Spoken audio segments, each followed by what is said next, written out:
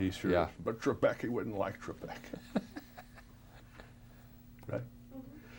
I laughed a lot. And I'm a tough laugh. I'm like a Secret Service laugh, you know, and I really laughed a lot at A this. Secret Service, is We laugh on the inside. Ah, gotcha. A lot. I'm not Gotcha. the great laugher for a stand-up guy, but I laughed a lot at this. Made me feel good. Good. Really I'm stupid glad. film. I loved it. Yeah. And I've known these people.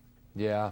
I'm sure they're still creeping around out there. They are. Yeah. It's a little bit higher case of animal now, but back in the 70s, it was pretty buffoonery. It was, you know, these guys they're not good journalists, really. They're just you forget that the local news guy in the 70s was a bit of a rock star back then. And, Is that a character for you? It's pretty easy to get into sometimes. I mean, I was watching you do Dateline with Katie, and Right. I mean, it looks like it's, you know, once you're into the zone, it's pretty easy to go there. Yeah. That's something that's I'm able to channel pretty easily, and you know, I studied journalism in college, so I was there was a point in time where I thought maybe I would Sports anchor, probably, right? Sports. I thought I was going to get into that, but you know, and back on Saturday Night Live, it was always fun to play news people. So this was kind of right in my wheelhouse. Yeah. But this movie, I mean, they got it so exactly right.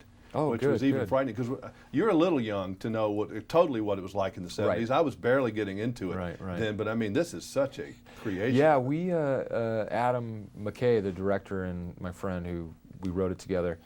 It's funny, we wrote the script, and then we met with some famous local guys after we had written it, and started talking about some of the scenes we have, and we kind of found out that we were on the right track after, you know, one of the best stories we heard was from a gentleman in San Diego, Jack White, who's kind of was the big guy at that time, and he talked about a guy taking over directing the news from the bar across the street over the phone, and that it was a great broadcast, one of the best they did all year. But stuff like that, he said, you know, happened a fair amount of time. So. Will you go back on Saturday Night Live sometime and do this character? That would be a fun one to go on there and do. You know, you never know. Are you done with that? No, you know, I'll always kind of be, you know, that's like my home gym, so to speak. Don't you have to go back and do Bush in the Fall at least once?